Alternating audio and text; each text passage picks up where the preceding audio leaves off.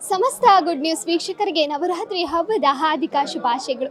ಇಂದು ನವರಾತ್ರಿಯ 5ನೇ ದಿನ. ಈ ಒಂದು 5ನೇ ದಿನದಲ್ಲಿ ದೇವಿ ಸ್ಕಂದ ಮಾತೆಯನ್ನ ಪೂಜಿಸಲಾಗ್ತದೆ. ಸ್ಕಂದ ಮಾತೆ ಅಂತ ಹೇಳಿದ್ರೆ ಕಾರ್ತಿಕೇಯನ ತಾಯಿ, ಕಾರ್ತಿಕೇಯನನ್ನ ಸ್ಕಂದ ಅಂತ ಹೇಳಿ ಕರೆಯಲಾಗ್ತದೆ. ಈ ಒಂದು ದಿನ ಒಬ್ಬ ವ್ಯಕ್ತಿ ತಾಯಿಯನ್ನ ಪೂಜೆ ಮಾಡೋದ್ರಿಂದ ಆತನಿಗೆ ಆಧ್ಯಾತ್ಮಿಕ ಶಕ್ತಿ ಒದಗುತ್ತೆ ಅಂತ ಹೇಳಲಾಗ್ತದೆ. ಈ ನವರಾತ್ರಿಯ 5ನೇ ದಿನ ದುರ್ಗೆಯನ್ನ ಈ ಸ್ಕಂದ ಮಾತಾ ರೂಪದಲ್ಲಿ ಪೂಜೆ ಮಾಡಲಾಗ್ತದೆ. ಸ್ಕಂದ ಮಾತೆಯ ಇತಿಹಾಸವನ್ನ ನೋಡೋದಾದ್ರೆ, ತಾರಕಾಸುರ ಎಂಬ ರಾಕ್ಷಸ ಬ್ರಹ್ಮನ ಬಳಿ ವರವನ್ನ ಪಡ್ಕೊಳ್ತಾನೆ. ತಪಸ್ಸನ್ನ ಮಾಡಿ ಒಂದು ಶಕ್ತಿಯುತವಾದ ಸಾವು ಇಲ್ಲದೆ ಇರ್ತಕ್ಕಂತ ವರ ಬರ್ಬೇಕು ಅಂತ ಹೇಳಿ ಪಡ್ಕೊಳ್ತಾನೆ.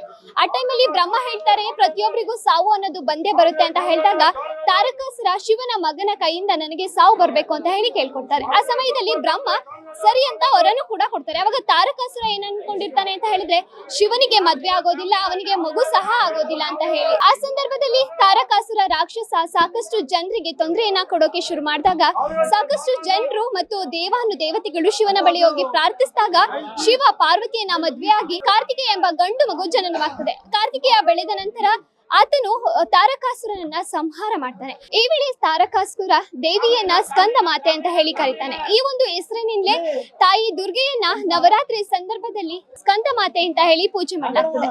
ಈ ಸಂದರ್ಭದಲ್ಲಿ ನವರಾತ್ರಿಯ 5ನೇ ದಿನ ಹಸಿರು ಬಣ್ಣದ ಉಡುಗೆಯನ್ನ ತೊಡೋದು ಬಹಳ ಶ್ರೇಷ್ಠ ಅಂತ ಹೇಳಿ ಹೇಳಲಾಗ್ತದೆ.